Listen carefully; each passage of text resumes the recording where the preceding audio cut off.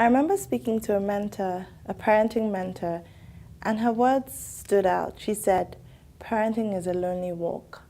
As a mother of 3, I understand this. It's one of the most crucial jobs you would ever take on, and you also face some difficult challenges. Today our topic is 5 hardest things parents face and how to face them. And we have with us Yetty Williams, the founder of LagosMums, with over 40,000 mums in her network. Welcome to the Heart of the Matter. My name is Omilola Oshikoya.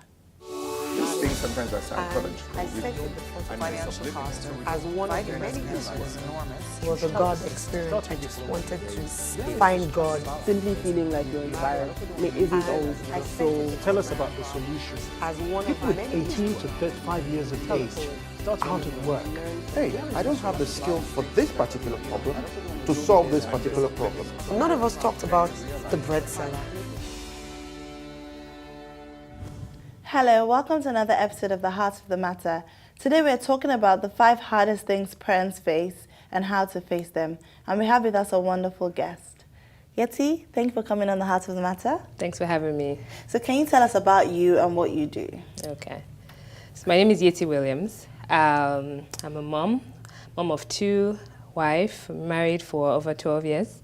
And I run a company close to my heart called LagosMums. Okay, what's LagosMums? LagosMums is a parenting resource. Okay. It's basically a one-stop shop for moms in Lagos and anywhere in Nigeria, really dealing with everything that has to do with raising your children. So everything from pregnancy to the area that I think we need to focus on more, which is post, after you have your children, raising them. And it's easy, I think it's almost easier during pregnancy what to do and what not to do, but that age from 2 all the way up to teenage years, how do you raise them? What should we be doing? What should we be thinking about? That's really what's at the heart of LagosMums. So that's what. So how did you come about this? Because it's kind of unique, especially in this market. Right. So what was the inspiration? Well, you know, it's interesting. It started when I went to have my second child, my son. There was a website I found in the US that was it was geographical. It was for the area that I was in.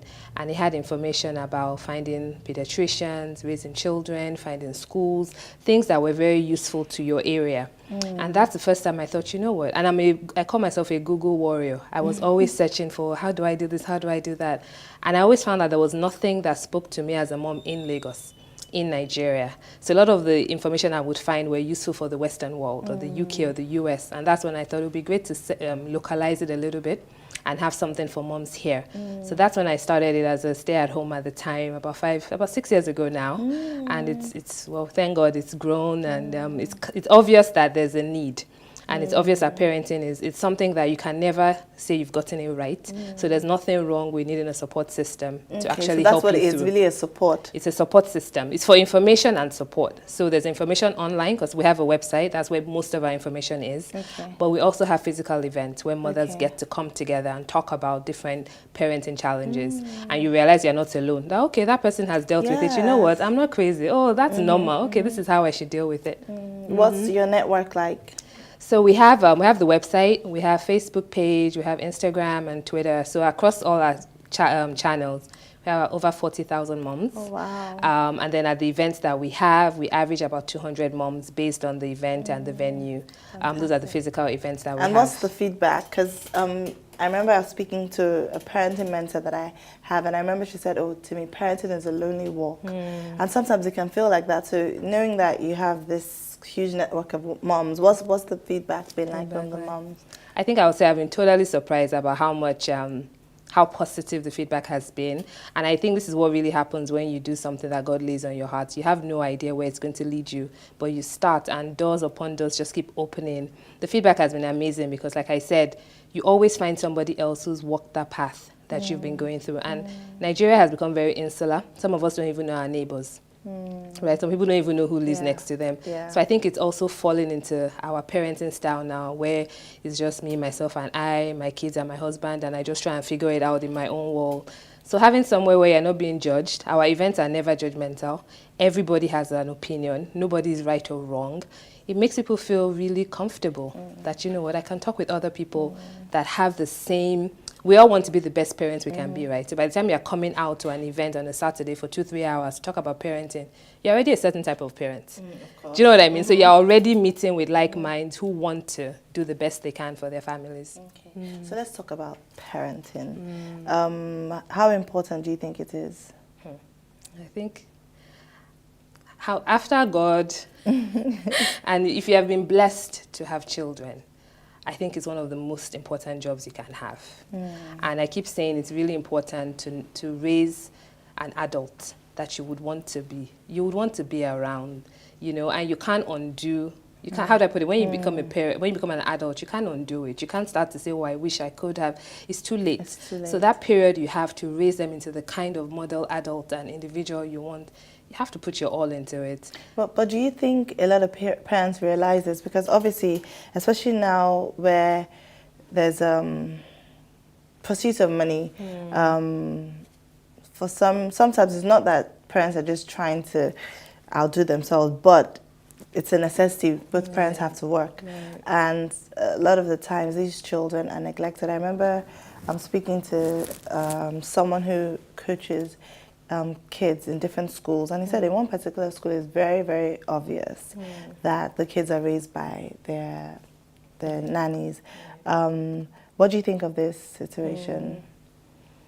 You know, people ask me a lot, why do I call it LagosMums? They're not doing Niger moms. I say, you know, Lagos peculiarities are unique to Lagos. Between what you said, the hustling, everybody has to be working to earn for the children. Because at the end of the day, it's for these same children you're making money, right? To send them to the best schools and give them the best. But you cannot ignore that children need their parents. Yeah. So unfortunately, children need, there's this quote I came up with. Children love their parents and want their parents. However, they can't afford their parents' time. That's a good one. But, you know, at the end of the day, you have the same 20. I feel like if God gave us 24 hours, it's because it needs to be enough, right? So we need to find a way to sacrifice. I believe parenting is sacrifice. Work-life balance, it depends on what you call balance. People ask that a lot, oh, can you have work-life balance? I think it's possible. I think you're going to have to sacrifice different things at different times.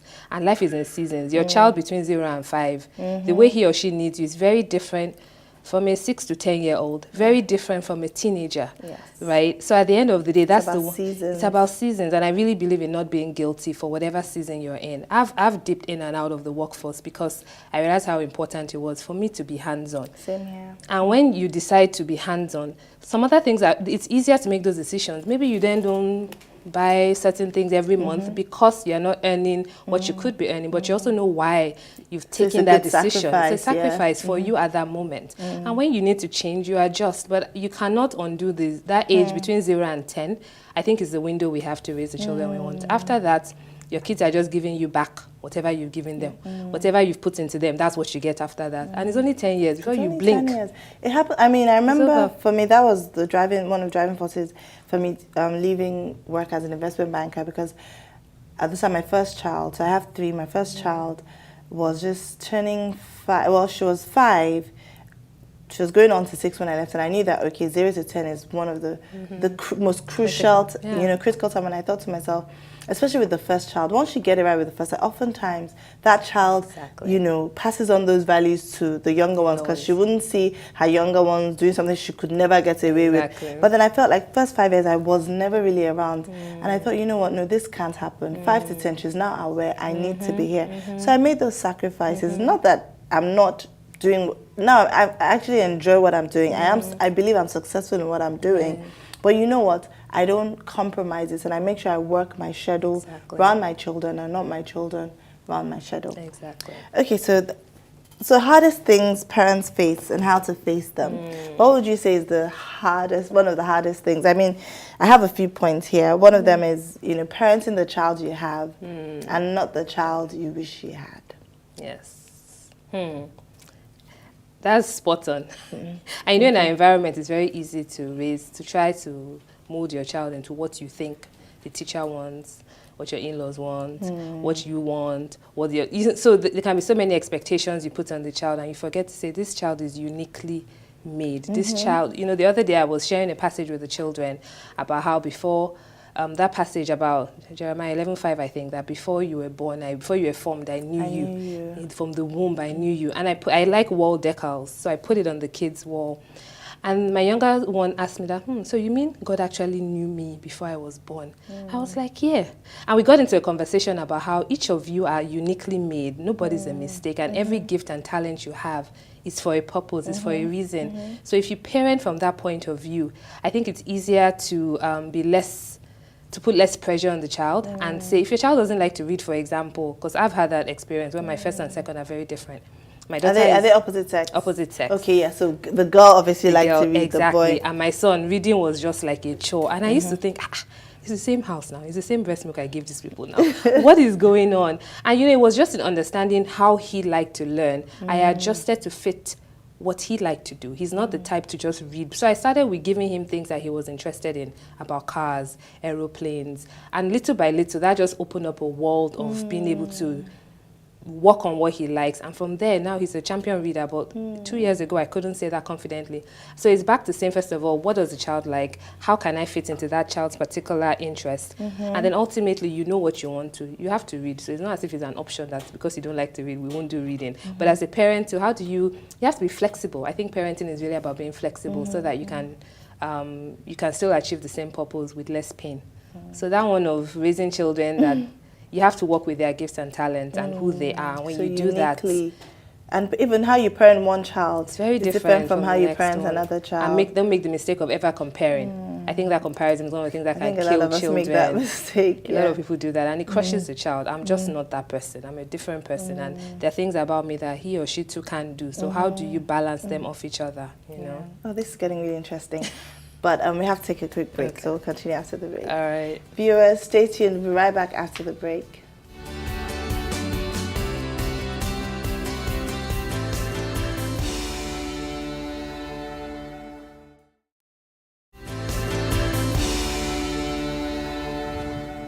Welcome back. We're still talking about some of the hardest things parents face and how to face them. So Yetty, how do we learn to allow our children to make their own mistakes? And before you answer the question, I'd just like to give an analogy. So like if you look at the eagle, what it does is when it has its eaglets, so it makes the nest very comfortable. It puts like straw, hay, and then sticks and stones so the eagle can play. But then when it's time for the eaglet to learn how to fly, it removes all the nice, comfortable things, and then it puts thorns in the nest, so it's not comfortable. And then the eagle will take the eaglet and fly very high up in the sky and then drop it. And so then the eaglet has to try, but before it gets to the ground, then the male, so the father, will then try and catch it. And it's so interesting because even how she chooses the male during the courtship period, so she throws sticks and makes sure the male eagle can catch it, obviously in preparation for that parenting time, And so they do this a couple of times, and eventually then the eaglet starts to fly. And if the eaglet doesn't learn to fly, she will kill it. So it's not allowed to go back into the nest, she will kill it. So oftentimes the eaglets will learn how to fly or can actually die, even from falling. So for me, I think, gosh, as an eagle, you'll be afraid, to do that. But then the eagle knows at the back of her mind that she has to allow her child to fly and she has to allow her child to make the mistakes. So is that the same with us human beings?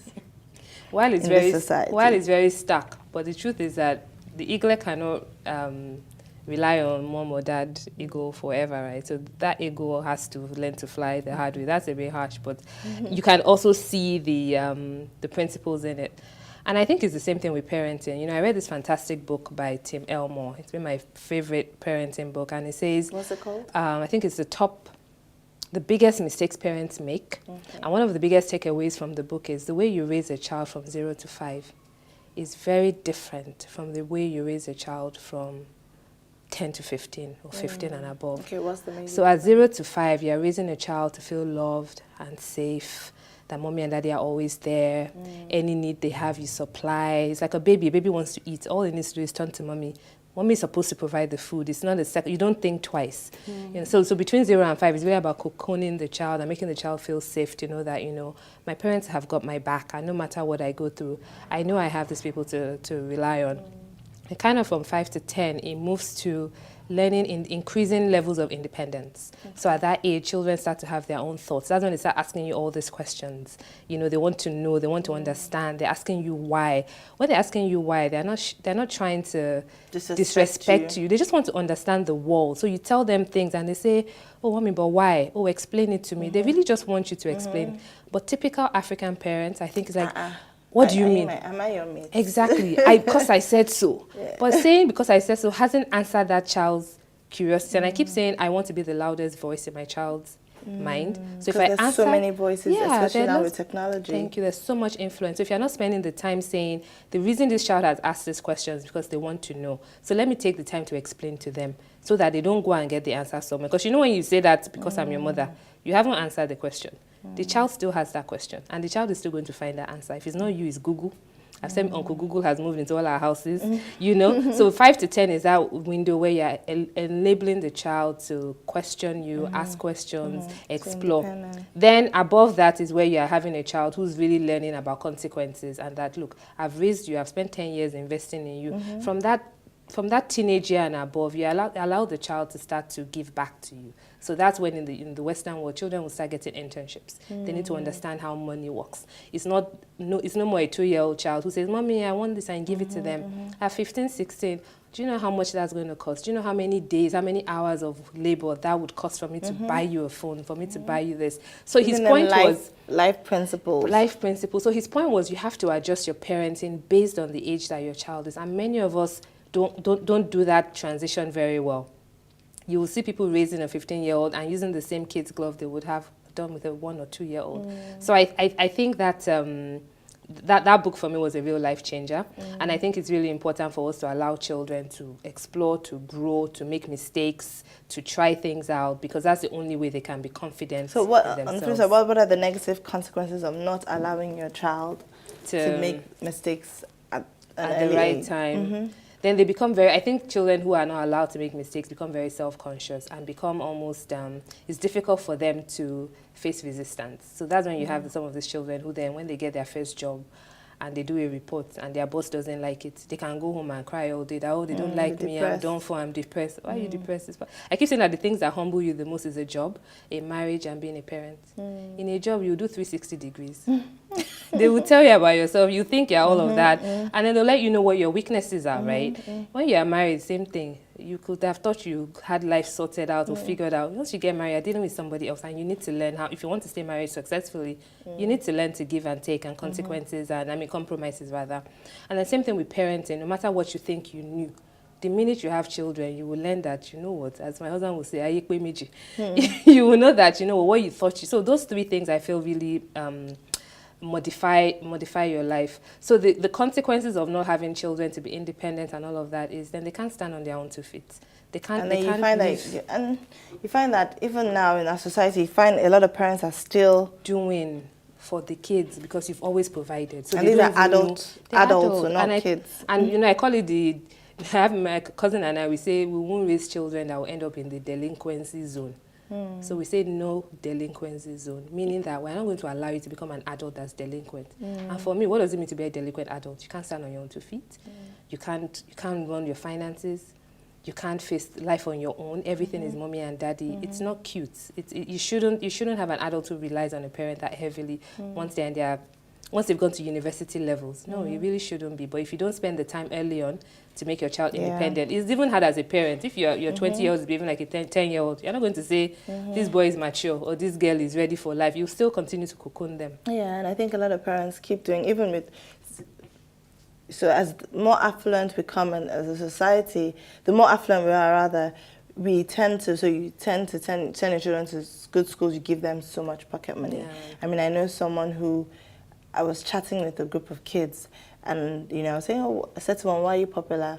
Oh, because I can dance, I can, another one. And then I found out, why are you popular, Or I first asked, are you popular? And then they said yes. So one said because she can dance, one said because she can run fast. And the other said because she has a lot of money. And I thought, this is you have a lot of money, you know but she does, because they give her a lot of pocket money, and then so she's in school, and then everybody, and so at that age she's already getting to a point where she feels like it's about the money you have, you know, and then that child can grow up to someone that they measure themselves by how much money they have. Exactly. And then when they don't have it, those are the kind of children that just crash and feel like they're not useful. They haven't been able to build a sense of self outside of how much money I have, you know. And it's interesting you say affluent, but I found that even some parents nowadays who are not necessarily affluent aspire to still give their children everything.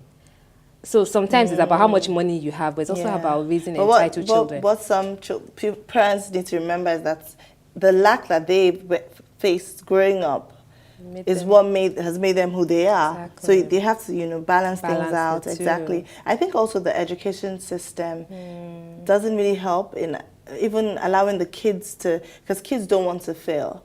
So we make failure, we make them feel failure is bad.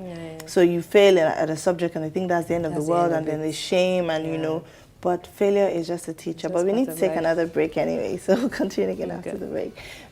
Stay tuned, we'll be right back after the break.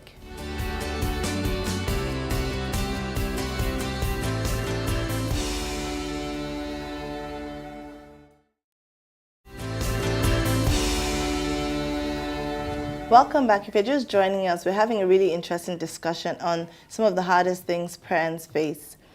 Okay, so let's talk about perfectionism.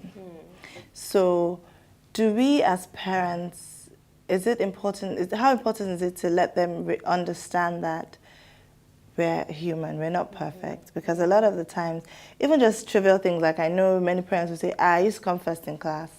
Whether it's true or not. Exactly. Or children just think their parents are perfect. And sometimes when they now realize, as they grow old and they realize that their parents are actually not perfect and flawed, it actually really affects them. So how important is it to let them know? And when do you begin to allow them to see that, right? Yes. I think from as early as, because first of all, right, it starts from as a parent realizing that, you know what, I don't have to be perfect. I am not perfect. I'm who I am, you know. Some things I get, some things I don't get. Fine, as a parent, you know, you can't let your child think you don't know what you're doing. So we're not talking about going extreme and and just saying, I don't know, you know, so that's not what we're saying. But that ability to show that you're human, you know, you're who you are. So there was a time, for example, that I'll use a personal story. I was snapping at my, I guess I was snapping at my daughter a bit more than I realized I was. And it was the younger one. He was maybe 4 at the time, or 5. He said, Mommy, chill now. Why are you just snapping at him anyhow? It's not nice. And I thought, wow. For some reason, I didn't go at him and say, what do you mean? Who are you talking to? Something else. I said, you know what, guys, give me a second. And I got up and I went upstairs. And I realized it was a very stressful period for me. So I was lashing out from just being stressed. So the questions they were asking wasn't anything over beyond. But when you're stressed, you take it out on your children. So I came back downstairs after just like 5 minutes. And I said, you know what, guys, I'm sorry. I was just a bit stressed out and everything. They even came and hugged me. I said, Mom, it's okay. But it seems so little, but it was so important for them to see that, you know what, we all go through emotions. We can say sorry. We can make mistakes. It's fine. You forgive me. I forgive you. We move on. So I think it's important for parents to just relax a little bit, have fun with our kids. You know, how many of us sit on the floor with the children? How many of us just do silly things and are not always thinking about every naira and kobo, and I need to go to work and I have a meeting and I need to check my email and WhatsApp. Sometimes just put your phone away and focus on them one-on-one. And just play. Because you can even learn so much about your kids during playtime. What they like to do is a real insight into who they are and what's interesting them. So a child who likes to draw with them. The child who wants to roll. You know, so I think we need to adapt ourselves a little more. And our society really, really puts all kinds of pressures on parents that honestly, if you don't take yourself out of that pressure and say, you know what, I want a different kind of home front. I want to create a different kind of family. It might be difficult for you to find that balance. Okay, so we're rounding up, but just, this is quite important. So for Christians that are watching this and you have a strong relationship with God, how do you allow your children to find their relationship with God without forcing it on them? Because on the flip side, you've seen situations where pastors' children or people who were strong believers end up going the other way. I mean, they tend to do the worst things. But also on the flip side, I've seen a lot of examples like the Blackabees where, you know, one generation to the other. They've just always, you know, kept the faith. So how do we do this without forcing it on them, but allowing them to find God? Yes. Because he's their ultimate father. Yeah, he is. And I think it's once again, it's that balance thing. If you're too hardcore, strict, and make it not seem like fun, like a judgmental hard God who, if you don't do it this way, do you know what you're going to do? Hell is waiting for you. If you make it too like that, I think kids can actually tune out. But when you make it part of life, and you know, you mentioned a lot of some examples which we've all heard about you know, people that are kids of pastors, but somehow at the end of the day you're like, how come didn't you say their father was this? Sometimes what it is also is that pastors can also be so involved in ministry and giving that they actually neglect the home front. That happens as well. So and then these children are also under pressure. They're not pressure, and then they feel unloved, they feel abandoned because of church. They think maybe the father, oh, you prefer to be with your church family than us. So there are many other things below the scenes that we might not really be privy to. We just see and think, but that was a child of somebody. And I think it's also how you evolve it into the life of kids. Kids today are very ask questions. So you can't say, for example, you can't play secular music in the house, but then all you play is some very, like, just hymns. Like, let's be honest, you know what I mean? So how do you make it fun? So my daughter likes to dance, and she came home one day, I was talking about Nicki Minaj, and I'm like, we don't play Nicki Minaj in the house. Where did you hear that? She said, oh, it's in school, you know, part of the dance team, and that's the song they came with. I said, no, this is not all right. So I asked the teacher that, look, I really don't like those types of music. So long story short, she said she would like to play different kinds of songs, but she can't find anything that's gospel and, you know, would be fun to dance with. I said, is that your problem? Don't worry. So anyway, I tied free bet. If you did it before, you know, and you know, my kid would be like, Mommy, you know. My kids love that album. And they'll be like, Mommy, you know, gospel songs can be cool. So right there, you've gotten them to understand that music is not only about dirty words and shaking your behind. It's about, you know, it can be wholesome. So my point is, as parents, how are you always just feeding, planting those seeds that help children? So it's from inside out, and naturally, like, I don't lock my DSTV. They know the channels not to watch because they understand why. And I told them, I don't want to take it away from you. If I have to lock any one channel, I'll cancel the whole DSTV. I expect you to understand why you can't watch these channels. So when you make it, this is giving them responsibility. So for same here, my kids, they know the channels they can watch. And sometimes when they say, but Mommy, I want to watch this particular program, and we have a discussion, I'm like, okay, let's watch it together. And then I see some, I'm like, you know what? There's a particular program, I'm like, you're not a teenager. This is for teenagers. And if you start watching this, you know, I noticed when very little, I'll let my daughter watch High School Musical. And then I realized that this is for teenagers, you know. So I had that conversation with her, you know, that look, you ended up liking the character that wasn't too nice, the Sharpay character, because your character is still being formed, and so you'll be influenced. So I think it's like you said, having those discussions, and even like you said with music as well. So I think parenting is like living in front of a mirror, especially when you want to parent right. It really feels like you're in a glass house, because I think everything I'm giving out is what my child is going to give me. It's not what I'm saying, but it's what I'm doing. That's how children learn. So what is God's purpose for parents? To round up. I think parenting, we should see ourselves as gardeners. We're meant to prune. We're meant to help this particular plant, the seed that we've been given, a child.